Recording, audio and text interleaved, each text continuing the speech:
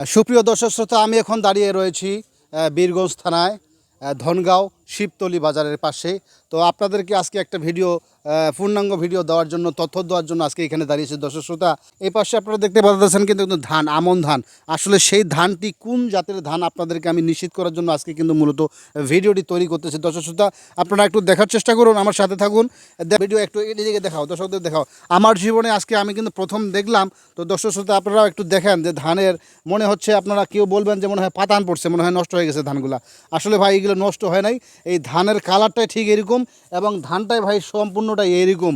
তো এই ধানটার নাম কি আমি আজ পর্যন্ত আপনাদেরকে নিশ্চিত করাবো। আমাদের যারা চাষাবাদ করেছেন, যারা চাষি ভাইরা, তাদের কাছ থেকে শুনবো আসলে এই ধানের নামটা কি। তো দর্শক শ্রোতা, আমি চাচাকে পাই নাই। আমি ইনফরমেশন দিয়েছি চাচাকে এখানে নিয়ে আসার জন্য, তিনি আসতেছি। তো আপনারা একটু যদি আপনাদের জানা থাকে অবশ্যই একটু কমেন্টের মাধ্যমে জানাবেন যে এই ধানের নামটা কি।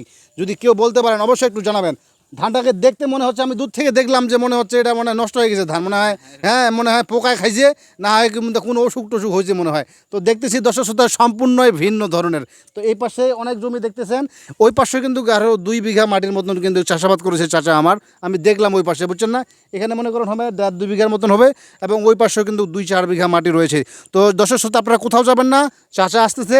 আমি সরাসরি চাচার কাছ থেকে আপনি শুনবো যে আসলে এই ধানটার নাম কি এবং তার গুণগত মান কি এবং তিনি কেন এই চাষাবাদটি করেছেন। তো আসলে খুব ইন্টারেস্টিং বিষয়টি হচ্ছে দর্শক শ্রোতা, আপনারা কোথাও যাবেন না, আপনারা আমার সাথে থাকবেন। চাচাকে অবশেষে কিন্তু পাইলাম। তো কেন কিন্তু এই বিভিন্ন ধরনের জাতের ধানের আবাদ করেছে আমি নিশ্চিত করতে চাচ্ছি দর্শক শ্রোতা, আপনারা আমার সাথে থাকেন। চাচার সাথে আমি আপনাদেরকে পরিচয় করার চেষ্টা করতেছি। চাচা কেমন আছেন? হ্যাঁ, আলহামদুলিল্লাহ ভালো আছি। নাম কি চাচা আপনার? আমার নাম মোহাম্মদ শফিকুল ইসলাম। শফিকুল ইসলাম। আমার এলাকাটার নাম কি আপনাদের? এলাকার ধনগাঁও গ্রাম, শিবরামপুর ইউনিয়ন, বীরগঞ্জ উপজেলা, দিনাজপুর। আসলে চাচা একটা জিনিস আমাদেরকে বলবেন কি, অন্য ধরনের জাত আমরা দেখতেছি, এই যে ধান, এই চাচা একটু সরেন তো, এই ধানটা আসলে আমার জীবনে কিন্তু প্রথম আমি দেখলাম।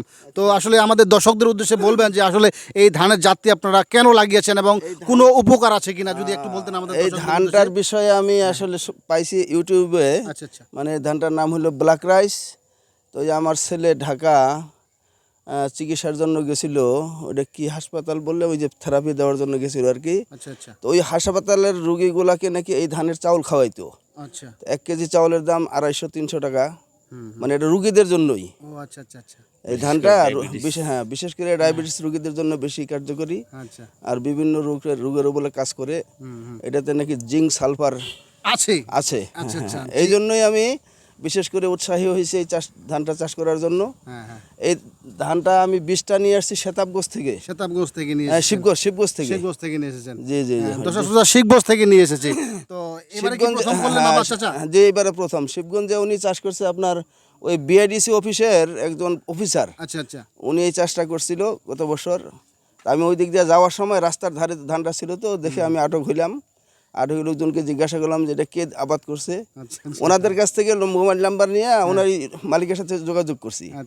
যোগাযোগ করে পরে আমি বীজ নিয়ে আসছি। এইবারে প্রথম করছি আমি।